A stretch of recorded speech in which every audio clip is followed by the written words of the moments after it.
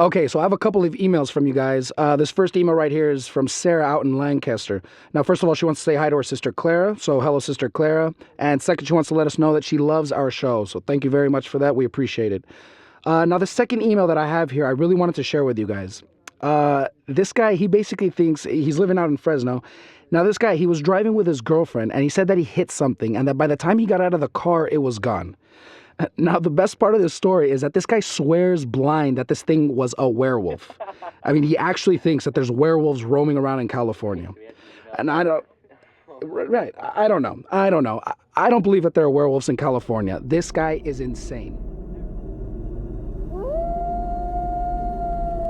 The light of a full moon has been known to have a great power, a dark power of change. Through pain and bloodlust, it can mold a man into a monster. And monsters sell. For the past few years, Hollywood has been churning out films and television shows that feature the great beast known as a werewolf. Though thought of as a character trait for young adult novels and villains of fantasy action movies, it is often forgotten that these mythological creatures are actually much more than trends and special effects. They are the fears of old. They are a fiction that tread dangerously on fact. A werewolf, sometimes called a lycanthrope, is a mythical creature that is said to be a human with the ability to shapeshift into a wolf or wolf-like being. Some of the strongest werewolf myths are those from France, particularly in the 1700s. During this time, they had their famous werewolf trials, similar to our witch trials. They also had towns that suffered great casualties due to unknown beasts. Most people think the only way for someone to become a werewolf is to be bitten or attacked by one. But actually, most European countries and cultures each have their own individual process to become a hybrid beast, all of which very different from modern myth. Long before the silver screen created bite-inducing curses, history told tales about the effects of things such as wearing clothes of wolf skin, or drinking enchanted water or some other magical drink. Italy and France had warnings that stated sleeping under the full moon on the right date could transform a man to a beast. The most common two ways of becoming a werewolf in older times, though, was either making a pact with the devil or by being cursed by someone with great power. The relation between the wolf and the devil is something that still exists. The theatre and art world would have used this relationship for years. Legends and tales of werewolves almost never mention bites being the source for someone transforming. This seems to have just been pushed due to it being an easy plot device for fiction. These, among many other tales from the time period and the area, are just the start of what appears to be a migration of legendary werewolves. February 2nd, 2004, Michael Acoma was camping for the weekend around Fresno, California. The following video was captured on his cell phone. Alright, here we are once again camping. Beautiful view. Here's my campsite. Simple. It's nice to get away, get some peace and quiet. You have to check out this hill up here. Get a full view. Great scenery.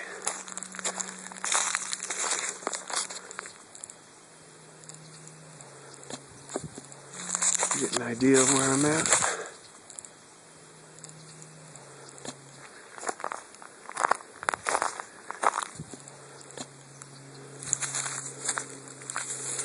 Look at the shape up there. What the hell is that? Oh my God. That ain't right. Looks like a wolf, but holy crap.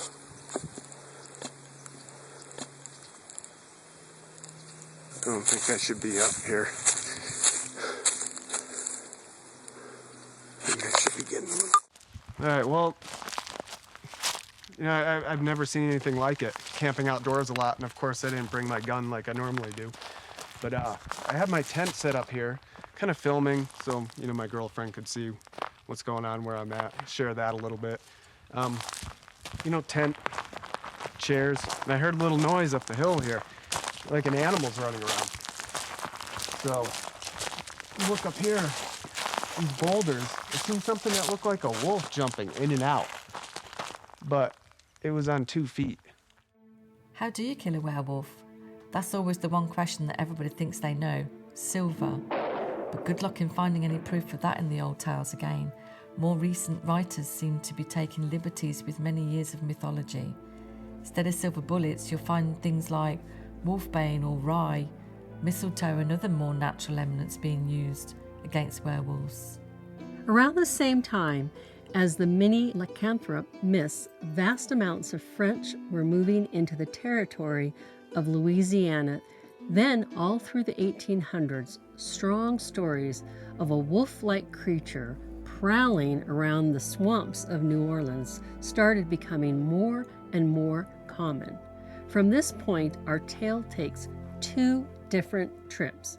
First, in 1936, all through the 1990s, sightings of what would eventually be called the Beast of Bray Road started becoming commonplace in Wisconsin. When looking for food, wolves can travel up to about 30 miles a day. So it's not unheard of to find them in a completely different place than the day before.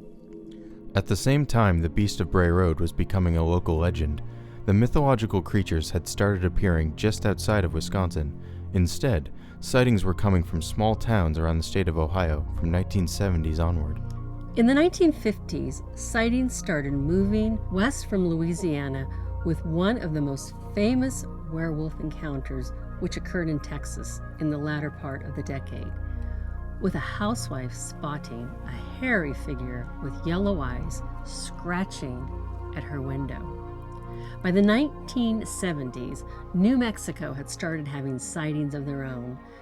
Out of the town of Whitewater came stories of a wolf-like creature roaming around.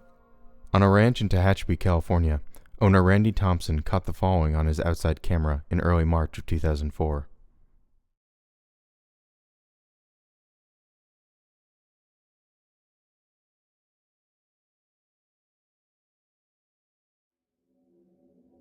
When rewatched the next day, Randy found he had caught something much larger than he was expecting. Yeah, we were just having problems out here. There was something disturbing the garden and something disturbing the horses. So I just came out here and set me up a camera on top of that there building. And I got me some pictures and video of something like I never seen before. And it took off, got out of here quick. Came in and rustled up some stuff and got some food and then got out of here. Lycanthropy actually has entered into the medical vocabulary ever since patients started showing up that believed that they could already have transformed into an animal. They then would behave like said animal. Doctors started using the term to describe this condition. The ways of curing lycanthropy are very similar with the many ways of becoming a werewolf. Some believed medicine and surgery was needed. This tended to prove a very fatal method. After that, the belief that converting to religion and some variations of exorcism would save you and was promoted heavily as a cure. In the 1990s, tales of lycanthropes didn't go away. In fact, they grew with encounters with man-wolf-like creatures appearing on and around the property titled Skinwalker Ranch in Utah, a ranch now famous for its multiple sightings and encounters with that of a mysterious being. The tales of werewolves didn't end in Utah. They continued right on through into California, starting in the early 2000s. Reports started coming in from the north of a wolf-ape monster, and reports from the south came in claiming that a dogman was running around the state. June of 2004, young brothers Matthew, Ty, and Austin Latham went off playing with their mother's new camcorder around the area of Bakersfield, California. On what? Played basketball. Basketball, was that fun? Yeah. Was it really? Yeah. Hey, did anybody get hurt? Yeah. No? That's sad. I know. I wish one of you guys got hurt, I'm sorry. Okay. Oh, Hey. no. We're trespassing. Just go already. Go. Matthew, come on. We're trespassing. Oh, yeah. Yay!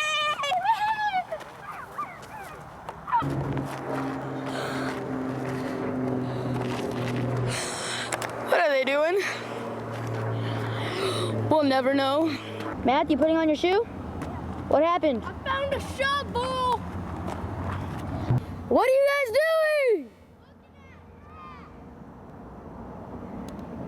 doing? So? We have to go, come on! Austin, come on! Matthew, let's go!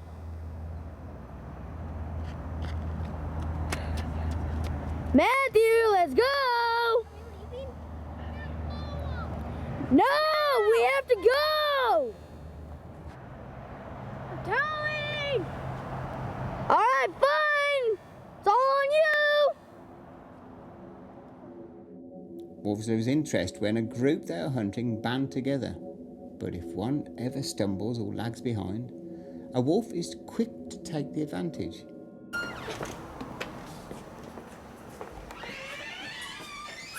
Where's your brother? He wandered off. What do you mean he wandered off? He wandered off! Where is he? Okay, well we gotta go get him. Where is he? I Let's don't go know. get him now. Okay. Matthew was found on a dirt bike track 2 miles away. He was not found alive. Wendy found him, and no one should have to see their kid like that. I mean, I brought the kids back to the house, and I still don't think they understand what had happened. I mean, they'd been at those dunes many times, and it's a pretty safe place, even for an adventurer like Matthew. I mean, I don't know what had happened. I know what the police think.